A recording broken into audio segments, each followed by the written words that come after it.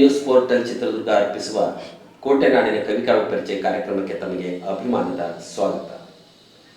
ಈಗಾಗಲೇ ಗಣೇಶ ಚೌತಿಯ ಸಂಭ್ರಮದಲ್ಲಿರುವಂಥ ನಾವುಗಳು ಮತ್ತಷ್ಟು ವಿಜಯದಶಮಿಯತ್ತ ಹೋಗುವ ಹುಮ್ಮಸ್ಸಿನಲ್ಲಿದ್ದೀರಿ. ಈ ಸಂದರ್ಭದಲ್ಲಿ ಒಬ್ಬ ವಿಶೇಷವಾದಂತಹ ಶಿಕ್ಷಕ ಕವಿ ಮಿತ್ರರನ್ನು ಈ ದಿನ ಪರಿಚಯಿಸ್ತಾ ಇದ್ದೇನೆ. ಇವರು ಅವಿಭಜಿತ ಚಿತ್ರದುರ್ಗ ಜಿಲ್ಲೆಯ ಮುಷ್ಟೂರು ಗ್ರಾಮಕ್ಕೆ ಸೇರಿದಂತಹ ರೈತ ಕುಟುಂಬದಲ್ಲಿ ಜನಿಸಿದವರು. ಮುಷ್ಟೂರು ಎಂದ ತಕ್ಷಣ ಓಂಕಾರೇಶ್ವರ ಮಠ, ಅಲ್ಲಿಯ ದಾಸೋಹ ಮತ್ತು ವಿದ್ಯೆದಾನ, ಹಾಗೆಯೇ ಪ್ರತಿ ವರ್ಷ ಸುಗ್ಗಿಯ ಮಾಸದಲ್ಲಿ ಆರಂಭಗೊಳ್ಳುವ ಮೊಟ್ಟ ಮೊದಲ ಜಾತ್ರಾ ಮಹೋತ್ಸವವೆಂದೇ ಹೆಸರಾದದ್ದು ಶ್ರೀ ಮುಷ್ಟೂರೇಶ್ವರ ಸ್ವಾಮಿಯ ಜಾತ್ರೆ. ಆ ಗ್ರಾಮದಲ್ಲಿ ಹುಟ್ಟಿ ಅಲ್ಲಿಯ ಸೊಗಡನ್ನು ಸವಿದು ತನ್ನ ವಿದ್ಯಾಭ್ಯಾಸದ ನಂತರದಲ್ಲಿ ಶಿಕ್ಷಕ ವೃತ್ತಿಗೆ ಪಾದಾರ್ಪಣೆ ಮಾಡಿದಂಥ ಅಪ್ಪಾಜಿ ಮುಷ್ಟೂರು ಇವರನ್ನ ಈ ಕಾರ್ಯಕ್ರಮಕ್ಕೆ ನಾನೀಗ ಬರಮಾಡ್ಕೊಳ್ತೇನೆ. ಅಭಿಮಾನದಿಂದ ತಮಗೆ ಸ್ವಾಗತ. ಧನ್ಯವಾದಗಳು. ಅಪ್ಪಾಜಿಯವರೇ, ತಾವು ಮುಷ್ಟೂರು ಗ್ರಾಮದಲ್ಲಿ ಜನಿಸಿದವರು. ಹೌದು. ಆ ಗ್ರಾಮ ಒಂದು ರೀತಿಯಾದಂತಹ ವಿಶೇಷತೆಗಳ ಸಂಗಮ. ಹೌದು. ಜಗಳೂರು ತಾಲೂಕಿನ ದಕ್ಷಿಣ ಕಾಶಿ ಎಂದೇ ಹೆಸರು ಪಡೆದಂತಹ ಊರು. ನಿಮ್ಮ ಬಾಲ್ಯದ ಬದುಕನ್ನು ಒಮ್ಮೆ ಹಿಂದಿರುಗಿ ನೋಡುವುದಾದ್ರೆ ಈ ಹೊತ್ತಿನ ನಿಮ್ಮ ವ್ಯಕ್ತಿತ್ವಕ್ಕೆ ಅದು ಬಹಳ ಪೂರಕ ಅಂತ ನಾನು ಭಾವಿಸ್ತಾ, ನಿಮ್ಮ ಬಾಲ್ಯದಲ್ಲಿ ಹೇಗೆ ನೀವು ಬೆಳೆದು ಬಂದಿರಿ? ನಾನು ಮೂಲತಃ ರೈತ ಕುಟುಂಬದಲ್ಲಿ ಹುಟ್ಟಿರ್ತಕ್ಕಂಥದ್ದು. ನಮ್ಮ ತಂದೆ ಹೆಸರು ಎನ್ ಅಡಿವಪ್ಪ, ನಮ್ಮ ತಾಯಿ ಜಯಮ್ಮ ಅಂತ ಹೇಳ್ಬಿಟ್ಟು. ಅವರು ತುಂಬ ಪ್ರಾಮಾಣಿಕವಾಗಿರ್ತಕ್ಕಂಥ ವ್ಯಕ್ತಿತ್ವ ಇರ್ತಕ್ಕಂಥ ತಂದೆ ತಾಯಿಗೆ ಮಗನಾಗಿ ಹುಟ್ಟಿದ್ದು ನನ್ನ ಹೆಮ್ಮೆ ಅಂದ್ಕೊತೀನಿ. ಬಾಲ್ಯದಲ್ಲಿ ನಾವು ತುಂಬ ವಿಶೇಷವಾಗಿ ಏನೋ ನಾವು ಬದುಕಲಿಲ್ಲ, ನಾವು ಸಾಮಾನ್ಯವಾಗಿ ಬದುಕಿದ್ವಿ. ಹೇಗೆ ಅಂತಂದರೆ, ನಮ್ಮ ತಂದೆಯವರು ಕೃಷಿ ಚಟುವಟಿಕೆಯಲ್ಲಿ ತುಂಬ ಇದರಲ್ಲಿ ಭಾಗವಹಿಸಿದ್ರಿಂದ, ಜೊತೆಗೆ ನಾವು ಎಲ್ಲಿ ಶಾಲೆ ಬಿಟ್ಟ ನಂತರ ನಾವು ಊರಲ್ಲಿ ಆಟ ಆಡಿದ್ದು ನಮಗೆ ನೆನಪಿಲ್ಲ. ಅದ್ರ ಬದಲು ನಾವೇನಾದ್ವಿ, ಶಾಲೆ ಬಿಟ್ಟ ತಕ್ಷಣ ನಾವು ಜಮೀನುಗಳಿಗೆ ಹೋಗ್ತಿದ್ವಿ, ಅಲ್ಲಿ ಕೆಲಸ ಮಾಡ್ತಿದ್ವಿ. ಬೆಳಗ್ಗೆ ಶಾಲೆ ಬರೋ ಟೈಮ್ಗೆ ನಾವು ಜಮೀನಲ್ಲಿ ಹೋಗಿ ಕೆಲಸ ಮಾಡಿ ಬರಬೇಕು. ಅಂದರೆ ಏನಂದರೆ, ಪ್ರಕೃತಿಯ ಜೊತೆಗೆ ನಾವು ಒಡನಾಟವನ್ನು ಇಟ್ಕೊಂಡೇ ಬದುಕಿದ್ರಿಂದ ಇವತ್ತು ನಾನು ಇಲ್ಲಿ ಬಂದು ಕುತ್ಕೊಂಡಿರೋದಕ್ಕೆ ಅದೇ ನನ್ನ ಮೂಲ ಪ್ರೇರಣೆ ಅಂತ ನಾನು ಅಂದ್ಕೊಂಡಿದ್ದೇನೆ. ಬಹುಶಃ ಅಪ್ಪಾಜಿಯವರು ತಮ್ಮ ವಿದ್ಯಾಭ್ಯಾಸವನ್ನ ಬಾಲ್ಯದ ದಿನಗಳನ್ನು ಮುಷ್ಟೂರಿನ ಶಾಲೆಗಳಲ್ಲಿ ಕಳೆದ. ಪ್ರೌಢಶಾಲೆ ಮುಗಿದ ನಂತರ ಶಿಕ್ಷಕ ವೃತ್ತಿಯ ತರಬೇತಿ ಆಯಿತು. ಅದಾದ ನಂತರದಲ್ಲಿ ನೀವು ಶಿಕ್ಷಕ ವೃತ್ತಿಗೆ ಪಾದಾರ್ಪಣೆಯನ್ನು ಮಾಡಿದ್ರಿ. ಅಲ್ಲಿಯವರೆಗೆ ಒಬ್ಬ ಸಾಮಾನ್ಯ ಹುಡುಗನಂತಿದ್ದಂತ ಅಪ್ಪಾಜಿಯವರು ಎರಡು ರೀತಿಯಲ್ಲಿ ಬದಲಾವಣೆ ಆದದ್ದನ್ನು ಕೇಳಿದ್ದೆ. ಒಂದು, ಈ ಕಡೆ ತಂದೆಯಿಂದ ಬಂದಂತಹ ರೈತ ಕುಟುಂಬದ ಆ ಒಂದು ನೊಗವನ್ನು ಹೊತ್ತು ಸಾಗಿಸುವಂಥದ್ದು, ಮತ್ತೊಂದು ಕಡೆ ಶಿಕ್ಷಕ ವೃತ್ತಿಯಲ್ಲಿ ಗ್ರಾಮೀಣ ಸೊಗಡಿನ ಮಕ್ಕಳ ಜೊತೆಯಲ್ಲಿ ಕಲಿತು ಅವ್ರ ಜೊತೆಯಲ್ಲಿ ಕಲಿತಾ ಶಿಕ್ಷಕರಿಗೆ ಒಂದಷ್ಟು ಸಂಪನ್ಮೂಲ ವ್ಯಕ್ತಿಯಾಗಿ ನಿಮ್ಮನ್ನು ನೀವು ತೊಡಗಿಸ್ಕೊಂಡು ಹೊರಟಿದ್ದೀರಿ. ಈ ಹೊರಟಂತಹ ಸಂದರ್ಭದಲ್ಲಿ ಆ ತರಬೇತಿಗಳನ್ನು ಕೊಡುವ ಸಂದರ್ಭ, ನಿಮ್ಮ ಕವನಗಳ ರಚನೆಯ ಸಂದರ್ಭ ಹೇಗೆ ಹೊಂದಾಣಿಕೆ ಆಗ್ತದೆ? ಈಗ ಇದರಲ್ಲಿ ಮೂಲತಃ ನಾನು ಕವಿ ಆಗಬೇಕು ಅಂತ ಅಂದ್ಕೊಂಡಿದ್ದಿಲ್ಲ ಅಂತ ನನ್ನ ಭಾವನೆ. ಯಾಕಂದರೆ ನಾನು ನನ್ನ ಬಾಲ್ಯದ ಶಿಕ್ಷಣವನ್ನು ಮುಷ್ಟೂರಿನಲ್ಲೇ ಮುಗಿಸ್ದೆ. 1ನೇ ತರಗತಿಯಿಂದ 10ನೇ ತರಗತಿವರೆಗೂ ಮುಷ್ಟೂರಿನಲ್ಲಿ ಮುಗಿಸ್ದೆ. PUCನೂ ಮುಷ್ಟೂರಲ್ಲೇ ಮುಗಿಸ್ದೆ. ಅದಾದಮೇಲೆ ನನಗೆ ಹೊಸದುರ್ಗದಲ್ಲಿ TCHಗೆ ಅವಕಾಶ ಸಿಕ್ತು. ನಾನು TCHಗೆ ಹೋದಂಥ ಸಂದರ್ಭದಲ್ಲಿ ಅಲ್ಲಿನ ಒಂದು ಪದ್ಧತಿ ಏನಿತ್ತು ಅಂತಂದರೆ, ಪ್ರತಿ ಶುಕ್ರವಾರ ಸಾಂಸ್ಕೃತಿಕ ಕಾರ್ಯಕ್ರಮಗಳನ್ನು ತರಬೇತಿ ಸಮಯದಲ್ಲಿ ಮಾಡ್ತಾಯಿದ್ರು. ಆ ಸಮಯದಲ್ಲಿ ನಾನು ಆಗಲೇ ಹೇಳಿದಾಗೆ ನಾವು ಒಂಥರ ಒಂಟಿ ಜೀವಿ ಅನ್ನೋ ಥರ ಇದ್ವಿ ನಾವು. ಯಾಕಪ್ಪ ಅಂದರೆ ನಮಗೆ ಊರುಗಡೆ ಗೊತ್ತಿಲ್ಲ. ನಾವು ಹೊಲಕ್ಕೆ ಹೋದ್ವಿ, ಮನೆಗೆ ಬಂದ್ವಿ, ಪ್ರಕೃತಿ ಜೊತೆ ಬದುಕಿ ಅಷ್ಟು ಬಿಟ್ಟರೆ ಬೇರೆ ಏನೂ ಗೊತ್ತಿರಲಿಲ್ಲ. ಹಾಗಾಗಿ ನನಗೆ ಬೇರೆ ಯಾವುದೇ ರೀತಿಯ ಕಲೆಗಳು ಗೊತ್ತಿರಲಿಲ್ಲ. ನಾಟಕ ಗೊತ್ತಿರಲಿಲ್ಲ, ಹಾಡು ಹೇಳೋದು ಗೊತ್ತಿರಲಿಲ್ಲ, ಈ ಥರ ಇರಲಿಲ್ಲ. ಆದರೆ ನನ್ನ ಮನಸ್ಸಿನೊಳಗೆ ಏನೋ ಒಂದು ಭಾವನೆ ಇತ್ತಲ್ಲ, ಅದನ್ನು ಹೇಗೆ ಹೊರಗಾಕಬೇಕು ಅಂತ ಯೋಚನೆ ಮಾಡೋಂಥ ಸಂದರ್ಭದಲ್ಲಿ ಅಲ್ಲಿ ಪ್ರತಿ ಶುಕ್ರವಾರ ಆ ಕಾರ್ಯಕ್ರಮದಲ್ಲಿ ಕೆಲವು ನನ್ನ ಸ್ನೇಹಿತರು ಬರಿತಾ ಇದ್ರು. ಅದನ್ನು ನೋಡಿ ಯಾಕೆ ನಾನು ಬರಿಬಾರ್ದು ಅಂತೇಳಿ ನಾನು ಅವಾಗ ಬರೆಯೋದಕ್ಕೆ ಶುರು ಮಾಡಿದೆ. ನನಗೆ ಅದು ವೇದಿಕೆ ಮೇಲೆ ಪ್ರೆಸೆಂಟೇಷನ್ ಮಾಡ್ಬೇಕು ಅನ್ನೋದು ಗೊತ್ತಿಲ್ಲ. ಒಟ್ಟು ಎಲ್ಲರಂತೆ ನಾನು ಬರಿಬೋದಲ್ಲ, ನನಗೆ ಆ ಸಾಮರ್ಥ್ಯ ಇದೆಯಲ್ಲ ಅಂತೇಳಿ ನಾನು ಪ್ರಯತ್ನ ಪಟ್ಟೆ. ಬರಿತಾ ದಿನ ಬರಿತಾ ಇವತ್ತು ಹೆಚ್ಚು ಕಡಿಮೆ 8,000ದಿಂದ 9,000 ಕವಿತೆಗಳನ್ನು ಒಡೆಯ ಆಗಿದ್ದೀನಿ ಅನ್ನೋದಕ್ಕೆ ನನ್ನ ಹೆಮ್ಮೆ ಇದೆ.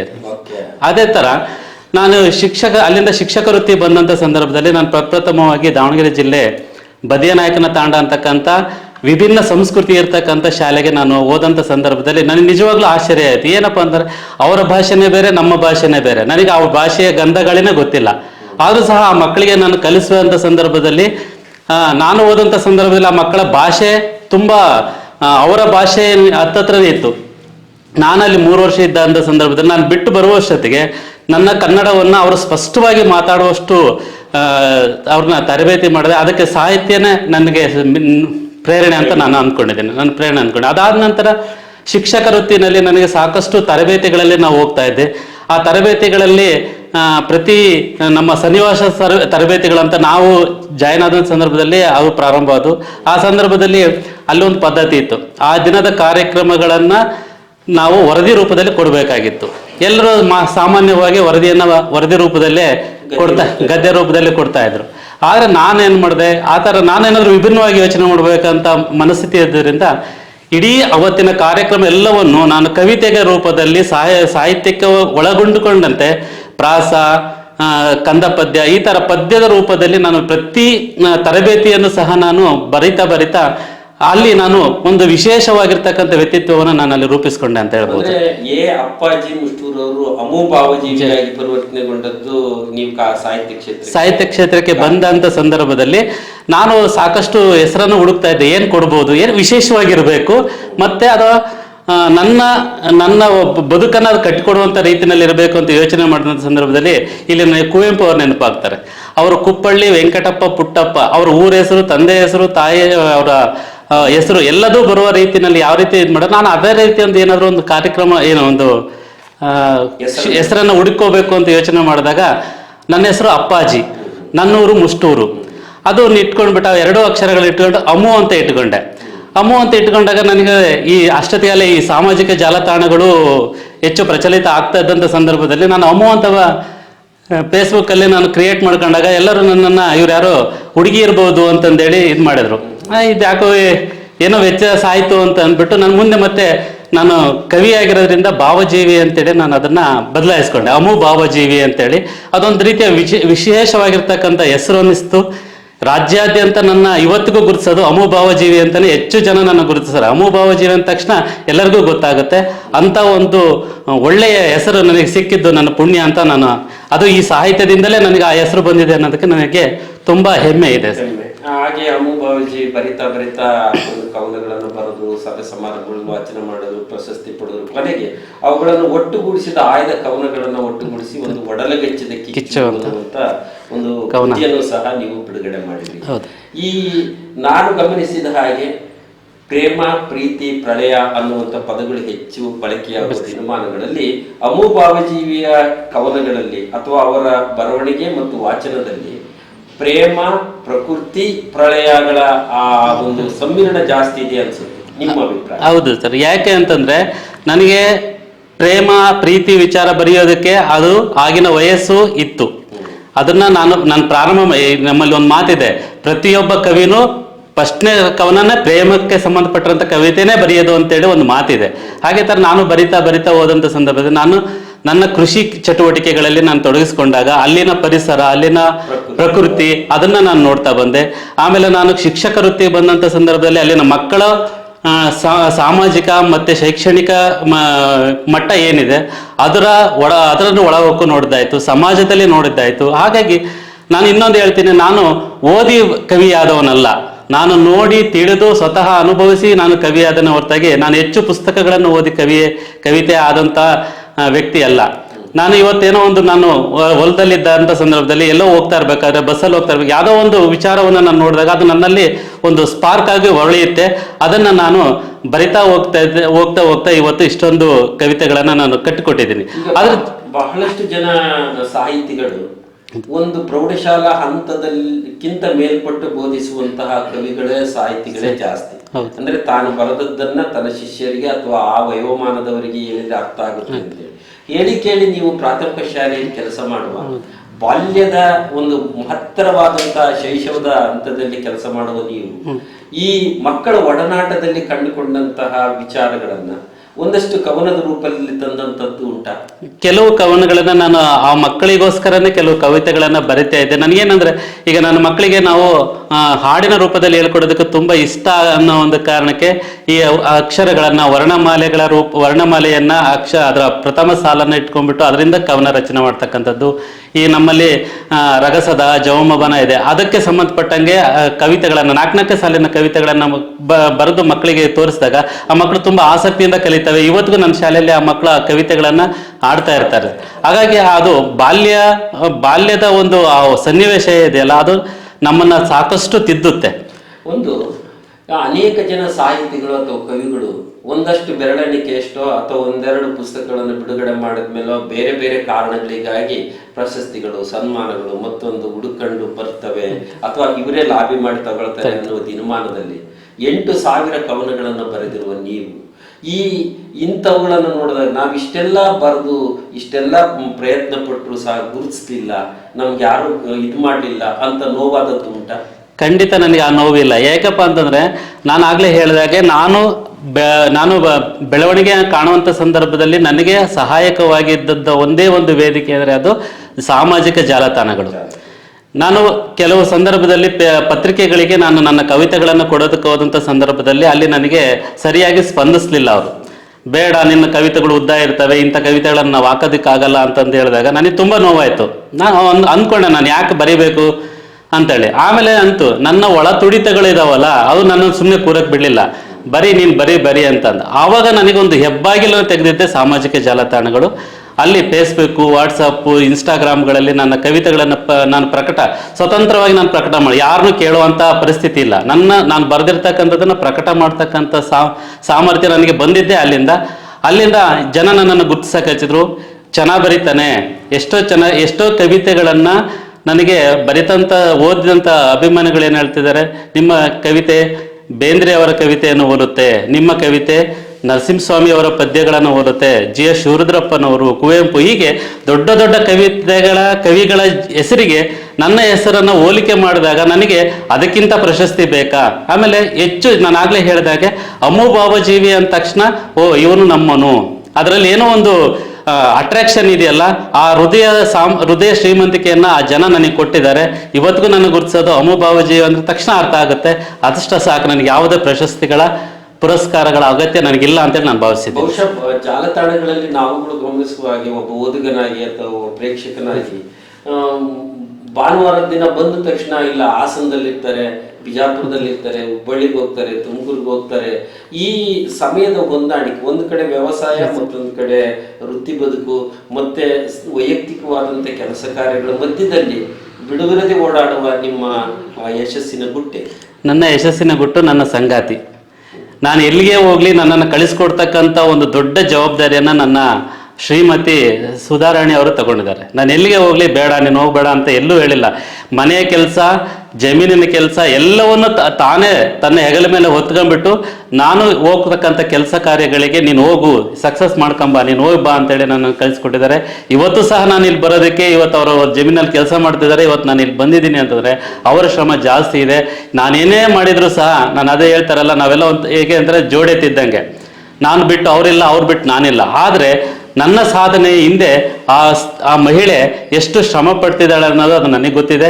ಹಾಗೆ ಈ ಒಂದು ಚಟುವಟಿಕೆಯಲ್ಲಿ ನಾನು ಮರೆಯೋದಕ್ಕೆ ಸಾಧ್ಯನೇ ಇಲ್ಲ. ನನ್ನ ಅಪ್ಪ ಅಮ್ಮ ಎಷ್ಟು ನನ್ನ ಜೀವನಕ್ಕೆ ದಾರಿದೀಪವಾದರೂ ಅದಕ್ಕಿಂತ ಒಂದು ಕೈ ಹೆಚ್ಚೇ ನನ್ನ ಶ್ರೀಮತಿಯವರು ದಾರಿದೀಪವಾಗಿದ್ದಾರೆ. ಅಲ್ಲಿಂದ ನಾನು ಇವತ್ತು ಈ ಎಲ್ಲ ಕಾರ್ಯಕ್ರಮಗಳಿಗೆ ಹೋಗಿ ಬರೋದಕ್ಕೆ ನನ್ನ ಸಮಯ ಹೊಂದಾಣಿಕೆ, ಶಾಲೆಯ ಕೆಲಸದಲ್ಲೂ ನಾನು ಎಂದು ಕಪ್ಪು ಚುಕ್ಕಿಯನ್ನು ತಂದ್ಕೊಂಡಿಲ್ಲ, ಜೀವನದಲ್ಲೂ ತಂದ್ಕೊಂಡಿಲ್ಲ, ನನ್ನ ಕೃಷಿ ಚಟುವಟಿಕೆನಲ್ಲೂ ತಂದ್ಕೊಂಡಿಲ್ಲ. ಎಲ್ಲದನ್ನೂ ನಾನು ಮ್ಯಾನೇಜ್ಮೆಂಟ್ ಮಾಡ್ತಕ್ಕಂಥದ್ದು ಕಲ್ತಿದ್ರಿಂದನೇ ನಾನು ಇವತ್ತು ಇಲ್ಲಿ ಬಂದು ಕುತ್ಕೊಂಡಿರೋದಕ್ಕೂ ನನಗೆ ಹೆಮ್ಮೆ ಅನಿಸುತ್ತೆ. ಬಹಳಷ್ಟು ಜನರಿಗೆ ಒಂದು ನೌಕರಿ ಸಿಕ್ಬಿಟ್ರೆ ಸಾಕಪ್ಪ, ಇದೇನು ಅಲ್ಲ, ಮನೆ ಲಾಭ ಇಲ್ಲ, ಏನಿಲ್ಲ, ನಷ್ಟ, ಪ್ರಕೃತಿ ಮಳೆ ಕೈ ಕೊಡುತ್ತೆ ಅನ್ನುವ ದಿನಮಾನಗಳಲ್ಲಿ ನೀವು ಆ ವ್ಯವಸಾಯದಲ್ಲಿ ತೊಡಗೊಳಿಸ್ಕೊಳ್ಳೋದ್ರ ಗುಟ್ಟೆ ಏನು? ಗುಟ್ಟು ಅಂತಂದ್ರೆ ಅದೇ ನಾವು ಹುಟ್ಟಿನಿಂದಲೇ ಕಲ್ತಿದ್ದ ಕೃಷಿ. ಅದು ನಾವು ಹುಟ್ಟಿನಿಂದ ಕಲ್ತಿರ್ತಕ್ಕಂಥ ಕುಲ ಕಸುಬು, ಅದು ನಮ್ಮ ಧರ್ಮ. ಅದು ಕೃಷಿ ಸಂಸ್ಕೃತಿ ಏನಿದೆ ಅದು ಒಂದು ಧರ್ಮ. ಅಲ್ಲಿ ಎಲ್ಲರನ್ನೂ ಸೇರಿಸ್ಕೊಳ್ಳುತ್ತೆ. ಯಾರನ್ನು ನಾನು ಬೇಡ ಹೋಗೋನಲ್ಲ, ನಾವೇ ಬಿಟ್ಟು ಬರ್ಬೇಕೆ ಹೊರತಾಗಿ ಅದಂತೂ ಯಾರನ್ನು ಬಿಟ್ಟು ನೀವು ಹೋಗ್ರಪ್ಪ ಅನ್ನಲ್ಲ. ಆದರೆ ಅಲ್ಲಿ ಕೊಡ್ತಕ್ಕಂಥ ತೃಪ್ತಿ ಇಲ್ಲಿ ಯಾವುದ್ರಲ್ಲೂ ಕೊಡಲ್ಲ. ಯಾಕಪ್ಪ ಅಂದರೆ ನಾನು ಕಳೆದ ಒಂದು 4-5 ವರ್ಷಗಳ ಹಿಂದೆ ಇದೇ ಚಿತ್ರದುರ್ಗದಲ್ಲಿ ನಾವು ಬಂದಂಥ ಸಂದರ್ಭದಲ್ಲಿ 2 ವರ್ಷ ನಾವು ಇಲ್ಲಿ ಜೀವನ ಮಾಡೋದೇ ಕಷ್ಟ ಆಗ್ಬಿಡ್ತು. ಯಾಕಪ್ಪ ಅಂದರೆ ಒಂದು ರೀತಿಯ ನಮ್ಮನ್ನು ಕಟ್ಟಿ ಹಾಕಿದಂಥ ಒಂದು ಸಂದರ್ಭ. ಯಾವುದಕ್ಕೂ ನಾವು ಹೊರಗಡೆ ಹೋಗಂಗಿಲ್ಲ, ಏನಾದರೂ ಹೋಗ್ಬೇಕು, ಮತ್ತೆ ಬಂದ ತಕ್ಷಣ ಮನೆ ಒಳಗೆ ಸೇರ್ಕೊಂಡ್ರೆ ಮತ್ತೆ ಬಾಗ್ಲಾಕೊಂಡು ಮನೆಗಳಿರ್ಬೇಕು. ಆದರೆ ನಮ್ಮಲ್ಲಿ ಆ ಥರ ಇಲ್ಲ, ನಮ್ಮ ಹಳ್ಳಿಗಳಲ್ಲಿ ಆ ಥರ ಇಲ್ಲ. ನಾನು ಹೊಲಕ್ಕೆ ಬೆಳಗ್ಗೆ 6 ಗಂಟೆಗೆ ಹೊಲಕ್ಕೆ ಹೋದೆ ಅಂತಂದರೆ ಬರೋಕ್ಕೆ ಇಷ್ಟ ಆಗಲ್ಲ. ಆದರೆ ನನ್ನ ಸರ್ಕಾರಿ ಕೆಲಸಕ್ಕೆ ತೊಂದರೆ ಆಗಬಾರ್ದು ಅನ್ನೋದಕ್ಕೆ ನಾವು 9 ಗಂಟೆಗೆ ನಾನು ಹೊಲವನ್ನು ಬಿಡ್ತೀನಿ. ಅಲ್ಲಿಂದ ಬಂದು ಅರ್ಧ ಗಂಟೆ ನನ್ನ ಎಲ್ಲ ಕೆಲಸಗಳನ್ನು ಬಿಟ್ಟು ನಾನು ಡ್ಯೂಟಿಗೆ ಹೋಗ್ತೀನಿ. ಅಲ್ಲಿವರೆಗೂ ನನಗೆಂದು ಇವತ್ತಿಗೂ ಸಹ ಈ ಕೃಷಿ ಚಟುವಟಿಕೆ ನನಗೆ ಬೇಜಾರಾಗಿದೆ ಅಂತ ಅನ್ನೋ ಮಾತೇ ಇಲ್ಲ. ನಾವು ಇವತ್ತು ನೆಮ್ಮದಿಯಾಗಿದ್ದೀವಿ ಅನ್ನೋದಕ್ಕೆ, ಆರೋಗ್ಯವಾಗಿದ್ದೀವಿ ಅನ್ನೋದಕ್ಕೆ ಅದೇ ಮೂಲ ಗುಟ್ಟು ಅಂತ ನಾನು ಭಾವಿಸಿದ್ದೀನಿ. ಓಕೆ, ನೀವು ಅನೇಕ ಕವನಗಳನ್ನು ಬರೆದಿದ್ದೀರಿ, ಸಭೆಗಳು ಭಾಗವಹಿಸಿದ್ದೀರಿ. ಈಗ ನೀವು ಬರೆದಂಥ ಒಂದು ಕವನವನ್ನು ವಾಚಕರಿಗಾಗಿ, ಪ್ರೇಕ್ಷಕರಿಗಾಗಿ ವಾಚನ. ನನ್ನ ಒಡಲಿಗತ್ತಿದ ಕಿಚ್ಚು ಅನ್ನುವ ಕವನ ಸಂಕಲನದ ಶೀರ್ಷಿಕೆಯ ಕವಿತೆ ಒಂದಿದೆ, ಒಡಲಿಗತ್ತಿದ ಕಿಚ್ಚು ಅಂತ. ಎದೆಗೊದ್ದು ಬದುಕುವ ಹಂಬಲದಲ್ಲಿ, ಗದ್ದೆ ತೋಟ ಕಟ್ಟುವ ಹುಮ್ಮಸ್ಸಿನಲ್ಲಿ, ಸಾಲದ ಬಾಗಿಲ ತಟ್ಟುವರು ಮತ್ತೆ ಕಟ್ಟಲಾಗದೆ ಜೀವ ತೆತ್ತರು. ಬಿಸಿಲ ಧಗೆಗೆ ಮೈಯನೊಡ್ಡಿ ಹಸಿವು ದಣಿವ ಲೆಕ್ಕಿಸದೆ, ಹಗಲಿರುಳೆನ್ನದೆ ದುಡಿದು ಲಾಭವಿರದೆ ಹೈರಾಣಾಗಿ ಹೋದರು. ಮಕ್ಕಳ ಓದಿಸುವ ಕನಸು ಆಗಲೇ ಇಲ್ಲ ಅದು ಯಶಸ್ಸು. ಮನೆ ಮಂದಿಯೆಲ್ಲ ಬೆವರ ಹರಿಸಿದರೂ ಬೆಳೆಯಲೇ ಇಲ್ಲ. ಆದರೂ ಕರುಣೆ ಇಲ್ಲ ಸಾಲದ ಶೂಲಕ್ಕೆ, ನಂಬಿದುದನ್ನೆಲ್ಲ ಆಪೋಷಣಗೈದಿತು. ಕ್ಷಣ ಕ್ಷಣಕ್ಕೂ ತಿವಿಯುತ್ತ ಬಾಳಿನ ಸುಖವನ್ನೇ ಕಸಿದುಕೊಂಡಿತು. ಕೊಂಡ ಸಾಲವದು ಹೆಮ್ಮರವಾಗಿ, ಬಡ್ಡಿಯನ್ನು ತೀರಿಸಲಾಗದೆ ಕೃಶವಾಗಿ, ಮರ್ಯಾದೆ ಗಂಜಿ ಮನದೊಳು ಮರುಗಿ, ಗೋಣಿಗೆ ನೇಣು ಬಿಗಿದು ಸಾವಿಗೆ ತಲೆಬಾಗಿದ. ಇನ್ಯಾರು ಗತಿ ಆ ಕುಟುಂಬಕ್ಕೆ, ದುಡಿಯುವವನೇ ಹೋದ ಮಸಣಕ್ಕೆ. ಚಿತೆಗಚ್ಚಿದ ಬೆಂಕಿ ಜ್ಯೋತಿಯಾಗದು, ಒಡಲಿಗತ್ತಿದ ಕಿಚ್ಚು ಎಂದಿಗೂ ನಂದದು. ಒಡಲಿಗಚ್ಚಿದ ಕಿಚ್ಚು ಅಂದರೆ ಈ ಬದುಕಿನ ಇವತ್ತಿನ ವಾಸ್ತವ ಪರಿಚಯಿಸಿ. ಮತ್ತೊಂದು ಕವನವನ್ನು ವಾಚನ ಮಾಡಿ. ಮತ್ತೊಂದು ಕವನ, ಅದರ ಶೀರ್ಷಿಕೆ ಓದಿ.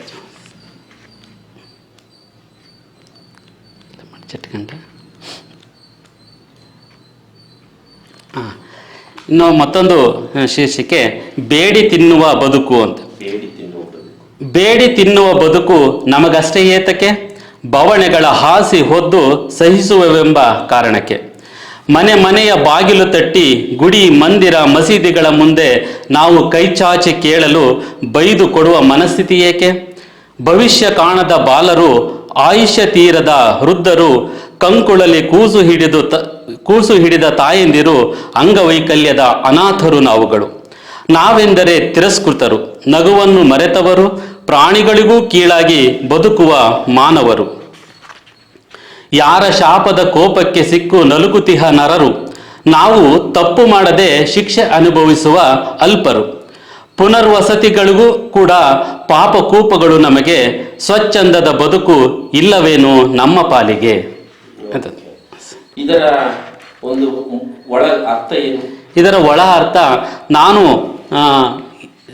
ನಾನು ಪ್ರತಿ ಸರಿ ನಾನು ಕೆಲಸಕ್ಕೆ ಹೋದಂಥ ಸಂದರ್ಭದಲ್ಲಿ, ಎಲ್ಲರೂ ಹೊರಗಡೆ ಹೋದಂಥ ಸಂದರ್ಭದಲ್ಲಿ, ಆಮೇಲೆ ದೇವಸ್ಥಾನಗಳ ಅಕ್ಕಪಕ್ಕಗಳಲ್ಲಿ ಇರ್ತಕ್ಕಂಥ ಈ ಭಿಕ್ಷೆ ಬೇಡ್ತಕ್ಕಂಥ ಪರಿಸ್ಥಿತಿ, ಭಿಕ್ಷೆ ಬೇಡ್ತಕ್ಕಂಥ ವ್ಯಕ್ತಿಗಳನ್ನು ನೋಡಿದಾಗ ನನಗೆ ಈ ಮನಸ್ಥಿತಿ ಬಂತು.